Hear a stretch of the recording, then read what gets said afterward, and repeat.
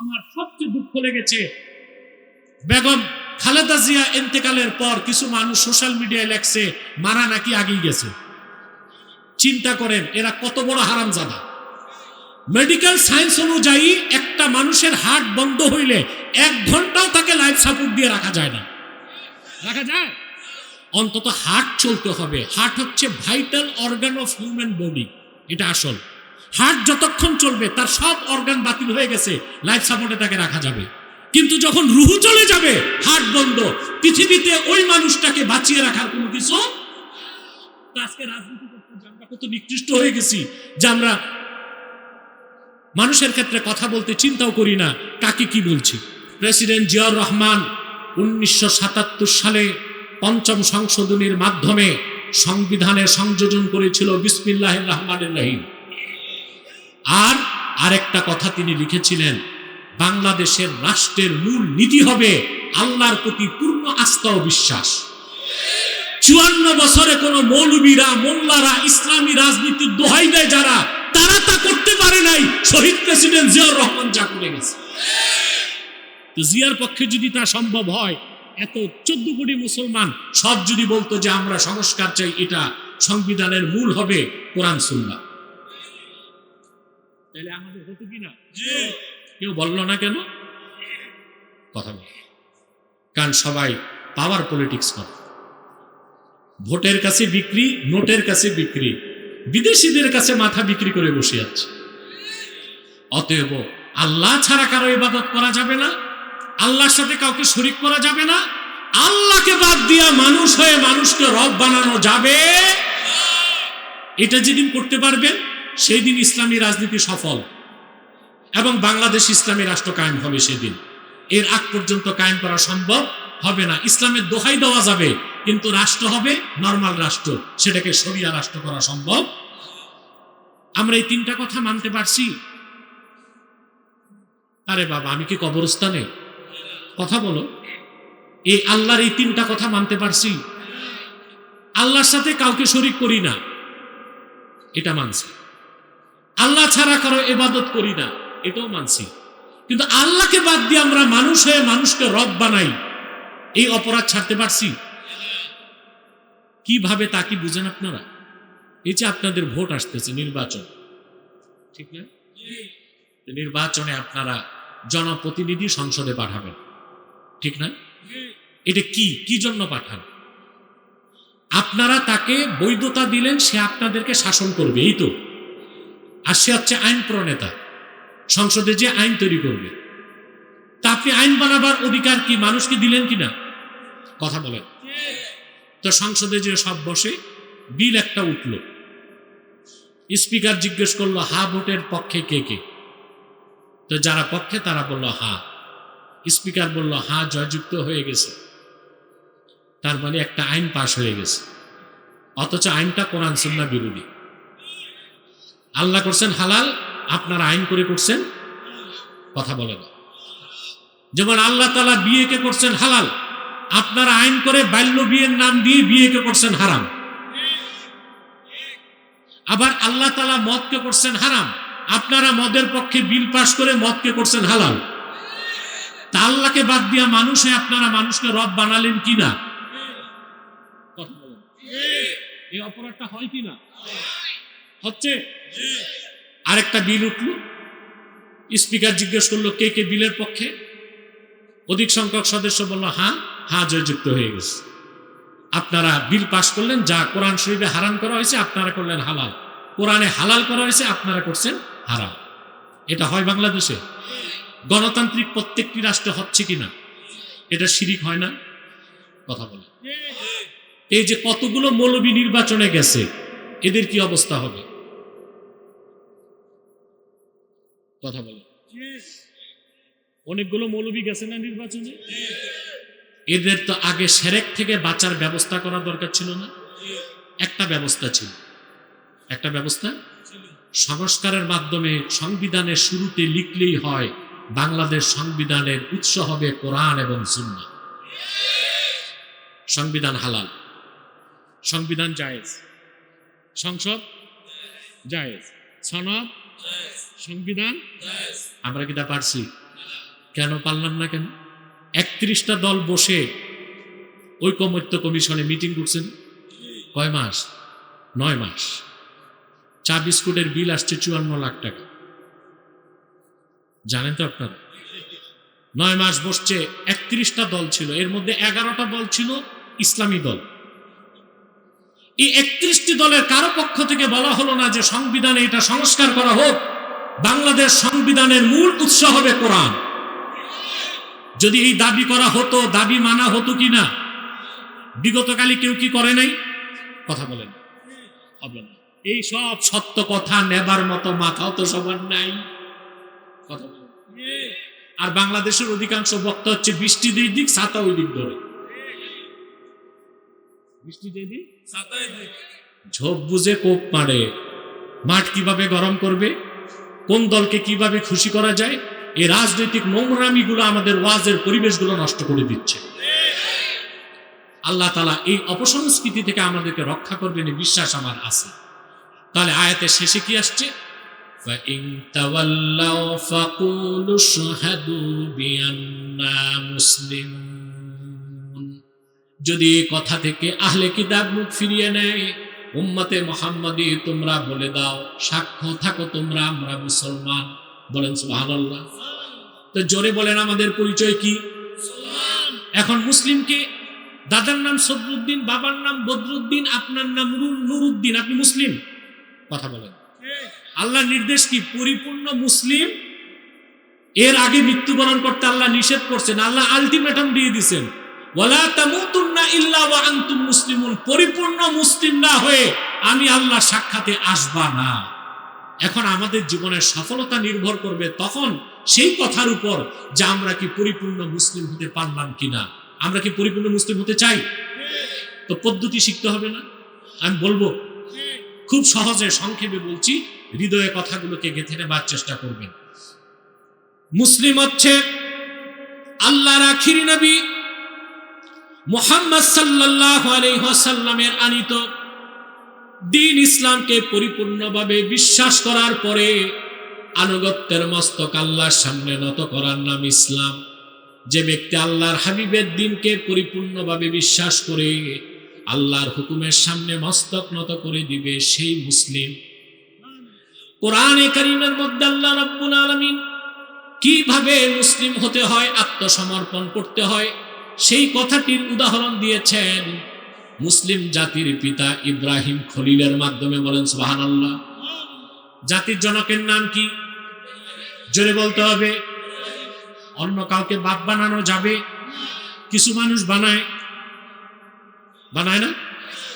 তাম পৃথিবীর মুসলমানদের রুহানি পিতা মুহাম্মদ সাল্লাল্লাহু আলাইহি ওয়াসাল্লাম, তাম পৃথিবীর মুসলমানদের আদি পিতা আদম আলাইহিস সালাম, তাম পৃথিবীর মুসলমানদের জাতির পিতা ইব্রাহিম আলাইহিস সালাম।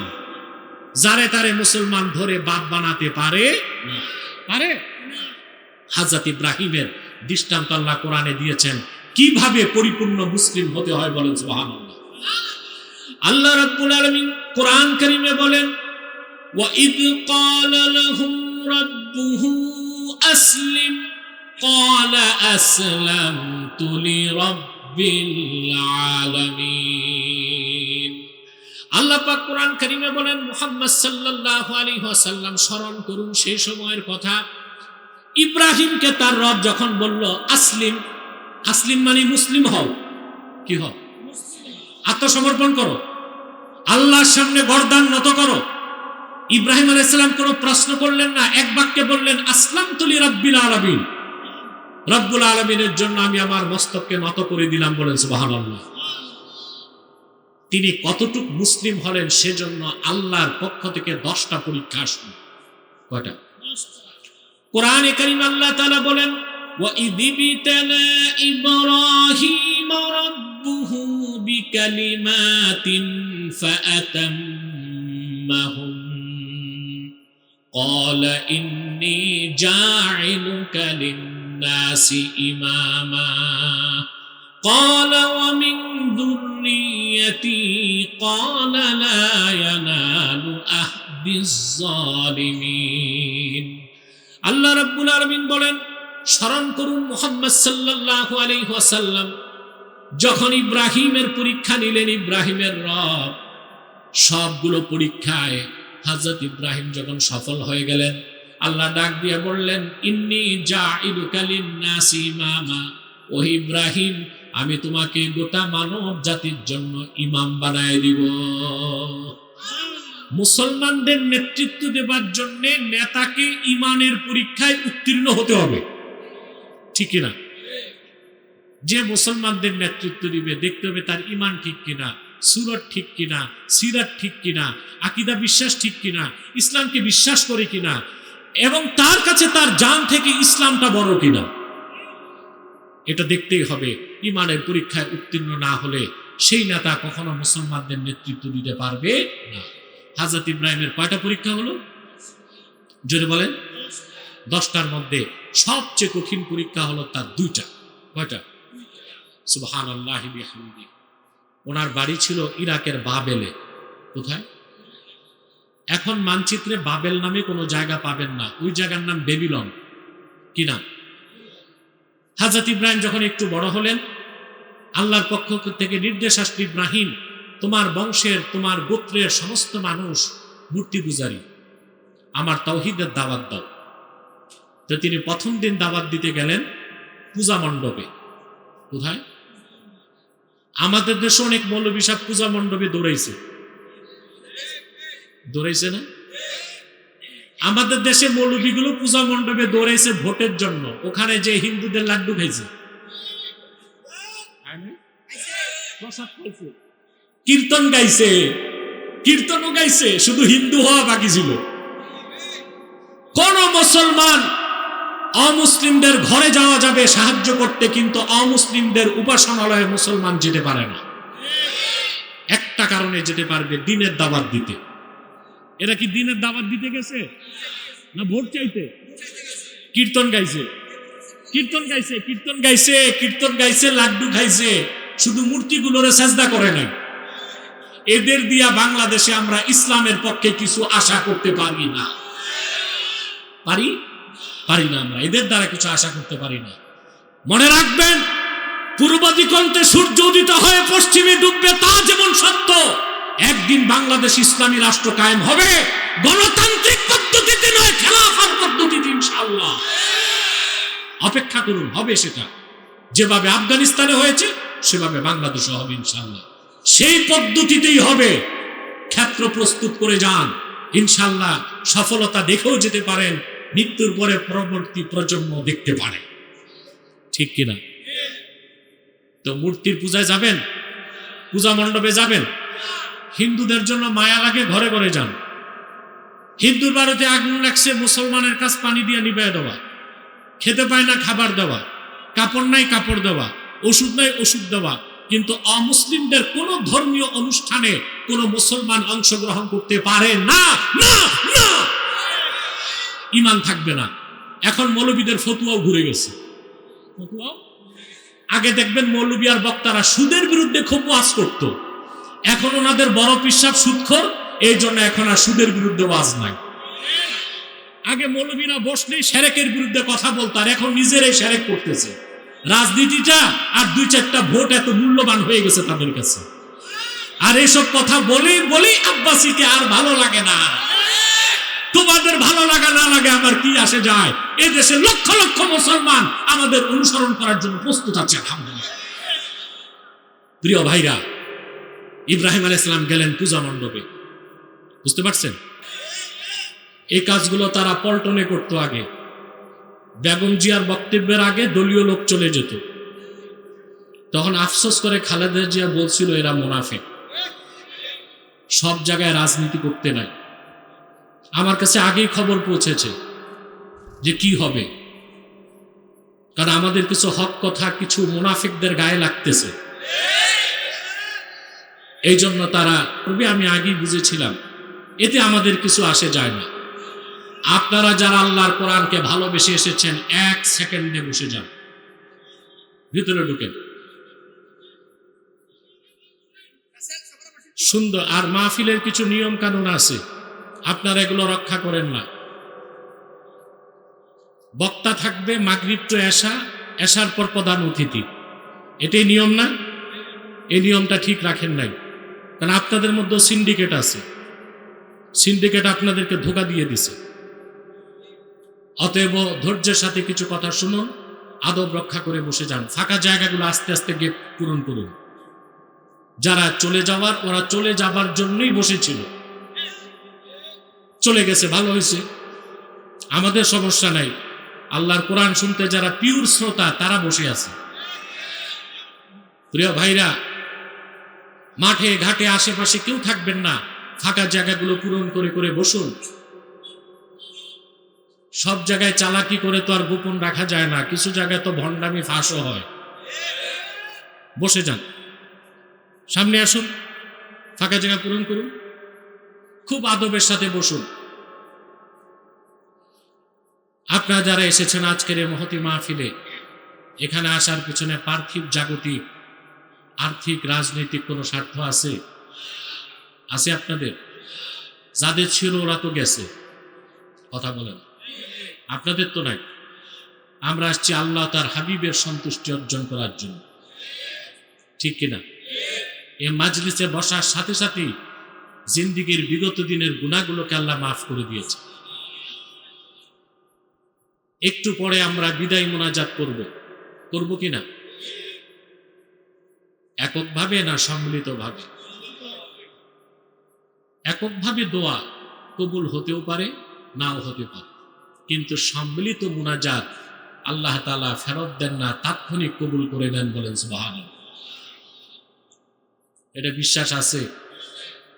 আল্লাহর হাবিব ইরশাদ করেছেন, মুজাম তাবারানির হাদিস, মা রাফা কওমুন আকুফাহুম ইলাল্লাহি তাআলা ইয়াসআলুনাহু শাইআন ইল্লা কানা হাক্কান আলাল্লাহি আন ইয়াদা ফি আইদিহিম আল্লাযী সাআলুহু।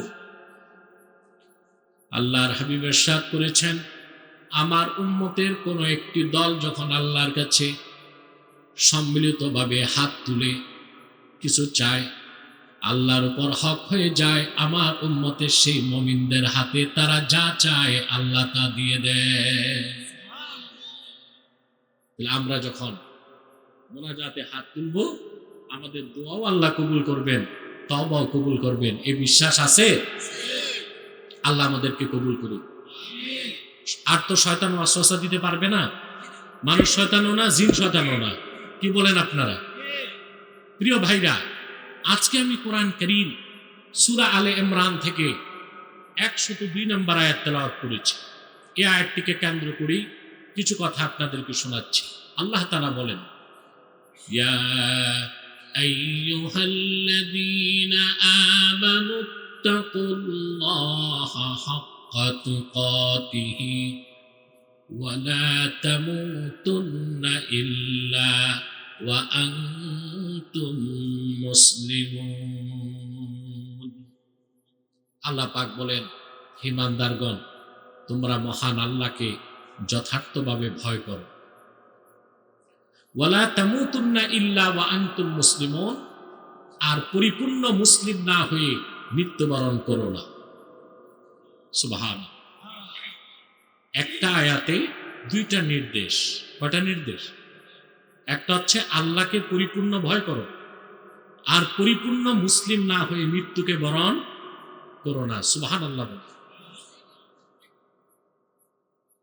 গভীরভাবে লক্ষ্য করলে দেখতে পাবেন আল্লাহ রাব্বুল আলামিন আয়াতে শুরু করেছেন ঈমান দিয়ে, শেষ করেছেন ইসলাম দিয়ে, মাঝখানে হচ্ছে তাকওয়া। তাহলে বোঝা যাচ্ছে ইসলামের শুরু হচ্ছে ঈমান। ঈমান নাই, ইসলাম নাই। ঈমান এনে মুমিন হয়ে মুসলিম হতে হবে, ঠিক কিনা বলেন? আগে কি? জোরে বলেন, কথা বলেন। যার ঈমান নাই তার কাছে ইসলাম, ইসলামের শুরুটাই ঈমান দিয়ে। যার ঈমান নাই সে কখনো মুসলিম হতে পারে না।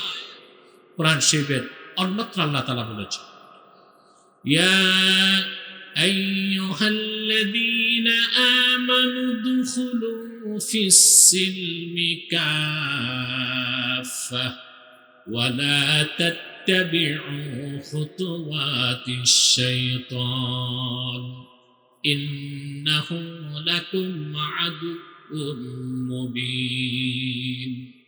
আল্লাহ রাব্বুল আলামিন বলেন, হে ইমানদারগণ, তোমরা পরিপূর্ণভাবে ইসলামে প্রবেশ করো, শয়তানের পদাঙ্ক অনুসরণ করো না, নিশ্চয়ই শয়তান তোমাদের প্রকাশ্য শত্রু। তাহলে আল্লাহ ইসলামে ঢুকতে বলেছেন কাফির মুশরিককে না মুমিনকে? তাহলে বিষয়টা সহজ। কাফির মুশরিককে আল্লাহ বলেছেন ঈমান আনো, আর ঈমানদারদেরকে বলেছেন ইসলামে ঢুকো। তাহলে বোঝা যাচ্ছে ঈমান যেখানে নাই ইসলাম সেখানে। ইসলামের শুরুটাই ঈমান দিয়ে, সুবহানাল্লাহ। আর আমাদের পরিচয় আল্লাহ বলেছেন আমাদের সবচেয়ে বড় পরিচয় হবে আমরা মুসলমান, বলেন সুবহানাল্লাহ। এটাই তো বড় পরিচয়। এর চেয়ে বড় পরিচয় আছে? আমাদের পরিচয় কি? বাংলাদেশে এখন অনেকে ভোটের হিসাব করতে যে মুসলিম পরিচয় বাদ দিচ্ছে। বলে আগে নাস্তিকরা বলতো, এখন দাড়িওয়ালারা বলে।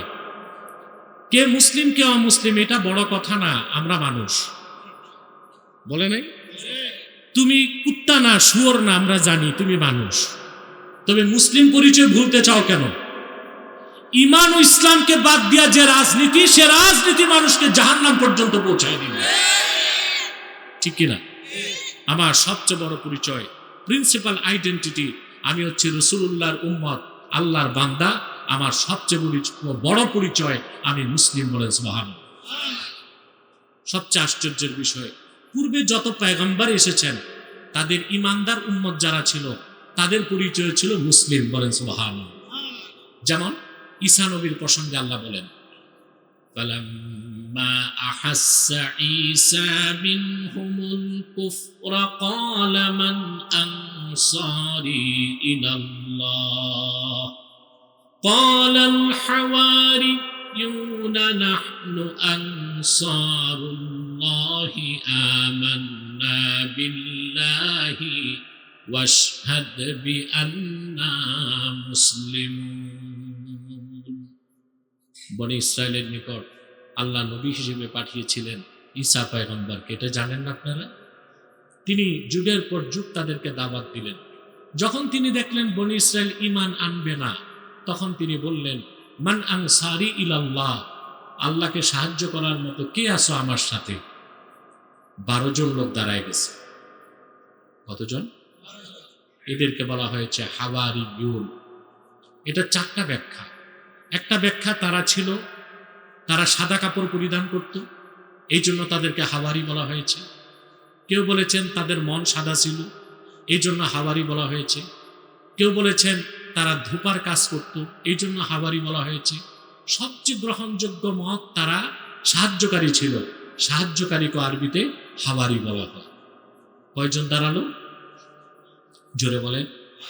12 জন দাঁড়ায় বলল, আমান্না বিল্লাহি ওয়াশহাদ বিআন্না মুসলিমুন। হে ঈসা, আমরা আল্লাহর উপর ঈমান এনেছি, আর তুমি সাক্ষ্য থাকো আমরা মুসলমান। পরিচয় কি ছিল? সুবহানাল্লাহ। সকল যুগের ঈমানদারদের পরিচয় কি ছিল? আল্লাহ রাব্বুল আলামিন হযরত সুলাইমানের প্রসঙ্গে কোরআন কারীমে বলেন, হযরত সুলাইমান তিনি সারা বিশ্বকে শাসন করেছেন। মানব জাতি, জিন জাতির বাদশা ছিলেন সুলাইমান পয়গম্বর। তার প্রসঙ্গে আল্লাহ বলেন, ওয়া ইন্নাহু মিন সুলাইমান ওয়া ইন্নাহু বিসমিল্লাহির রাহমানির রহিম আল্লাহ তা'আলু আলাইয়া ওয়া আতুনি মুসলিমিন। হযরত সুলাইমান বাইতুল মুকাদ্দাস থেকে সারা বিশ্বকে শাসন করেছেন, বলেন সুবহানাল্লাহ। সুলাইমান নবীর নামই বাইবেলে এসেছে সলোমন। কি নাম? ওনার পিতার নাম দাউদ। ইহুদি খ্রিস্টানরা শুধু আল্লাহর কিতাবকে বদলায় নাই, নবীদের নামও বদলায় দিছে। সুলাইমান নবীর নাম লেখছে সলোমন, দাউদ আলাইহিস সালামের নাম ডেভিড, ইলিয়াস নবীর নাম এলসিস, ইদ্রিসের নাম অদ্রিত, ইব্রাহিমের নাম আব্রাহাম, ঈসার নাম জেসাস, মুসার নাম মসি, এইভাবে নবীদের নামও তারা, ইয়াকুবের নাম জ্যাকব, এইভাবে আল্লাহর নবীদের নামও তারা বদলিয়েছে, শুধু আল্লাহর কিতাবকে বদলায় নাই। হযরত সুলাইমান ছিলেন সেই বাদশাহ যিনি বাইতুল মুকাদ্দাস থেকে সারা বিশ্বকে শাসন করেছেন। ওনার পাশের দেশ ছিল ইয়ামান। ইয়ামানে এক মহিলা রানী ছিল, তার নাম ছিল বিলকিস। এটা জানেন না আপনারা? ইয়ামানে সাবাতে, কোথায়? সাবা নামক অঞ্চলে বিলকিস ছিল রানী, সম্রাঙ্গী, প্রচন্ড শৌর্য বীর্য ছিল তার।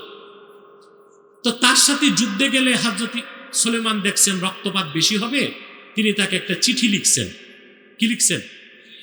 চিঠির ভাষা ছিল এইটা, ওয়া ইন্নাহু মিন সুলাইমানা ওয়া ইন্নাহু বিসমিল্লাহির রাহমানির রাহিম আল্লাহ তাআলু আলাইয়া ওয়া আতুনি মুসলিমিন।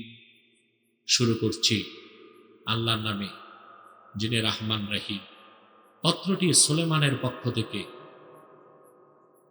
আল্লাহ তাআলু আলাইয়া, পত্রের ভাষা ছিল, হযরত সুলাইমান লিখছেন, আমার বিরোধিতায় তোমরা ঔদ্ধত্য প্রদর্শন করো না, ওয়া আতুনি মুসলিমিন, বরং ঈমান এনে মুসলিম হিসেবে আমার কাছে চলে আসো।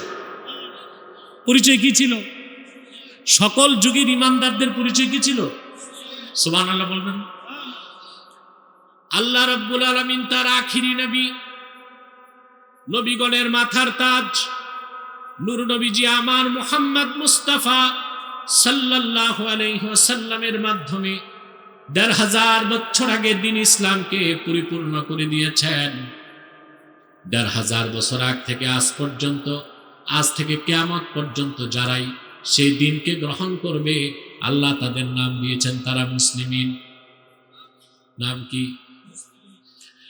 আল্লাহ পাক কোরআন কারীমে বলেন, কুল আমান্না বিল্লাহি ওয়া মা উনজিলা আলাইনা ওয়া মা উনজিলা আলা ইব্রাহিম ওয়া ইসমাঈল ওয়া ইসহাক ওয়া ইয়াকুব ওয়াল আসবাত ওয়া মা উতিয়া মূসা ওয়া ঈসা ওয়ান নাবিয়্যুনা মির রাব্বিহিম لا نفرق بين أحد منهم ونحن له مسلمون। আল্লাহ রাব্বুল আলামিন বলেন, হাবিব আমার মুহাম্মদ সাল্লাল্লাহু আলাইহি ওয়াসাল্লাম, আপনি বলুন আমরা ঈমান এনেছি মহান আল্লাহর উপর, ঈমান এনেছি যা নাজিল হয়েছে আমাদের উপর, ঈমান এনেছি যা নাজিল হয়েছে ইব্রাহিম, ইসমাঈল, ইসহাক এবং ইয়াকুব ও তাদের বংশধরদের উপর, এবং বিশ্বাস করি আমরা যা দেয়া হয়েছে মুসাকে, ঈসাকে, আল্লাহর পক্ষ থেকে আগত নবীদেরকে, ওয়া নাহনু লাহু মুসলিমুন, আর আমরা হচ্ছে আত্মসমর্পণশীল মুসলমান। বলেন সুবহানাল্লাহ। তা আমাদের পরিচয় কি? না বাঙালি, কে বাংলাদেশি, কে পাকিস্তানি, কে আফগানি, কে ইরাকি, এগুলোর কোনো ভিত্তি আল্লাহর কাছে নাই। আমাদের সবচেয়ে বড় পরিচয়, আমাদের প্রিন্সিপাল আইডেন্টিটি, সবচেয়ে বড় পরিচয়, আমরা মুসলমান। বলেন সুবহানাল্লাহ। ঠিক কিনা?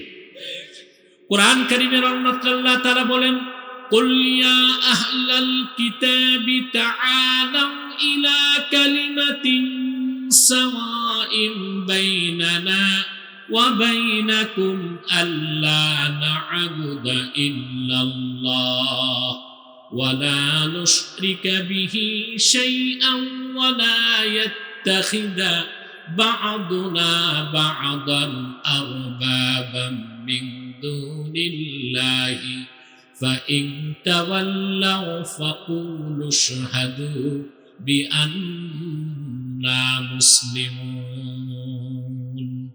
আল্লাহ রাব্বুল আলামিন বলেন, হাবিব আমার মুহাম্মদ সাল্লাল্লাহু আলাইহি ওয়াসাল্লাম, আপনি বলুন, ওহে আহলে কিতাব, তাআলাউ ইলা কালিমাতিন সাওয়াইন বাইনানা ওয়া বাইনাকুম, আসো একটি কথায় আমরা একমত পোষণ করি।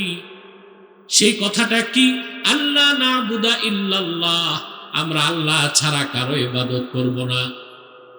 ওয়ালা নুশরিকা বিহি শাইআ, আল্লাহর সঙ্গে কাউকে শরীক করব না। ওয়ালা ইয়াত্তাখিদা বা'দুনা বা'দান আরবাবাম মিন দুনিল্লাহ, আর আমরা মহান আল্লাহকে বাদ দিয়া মানুষ হয়ে মানুষকে রব বানাবো না।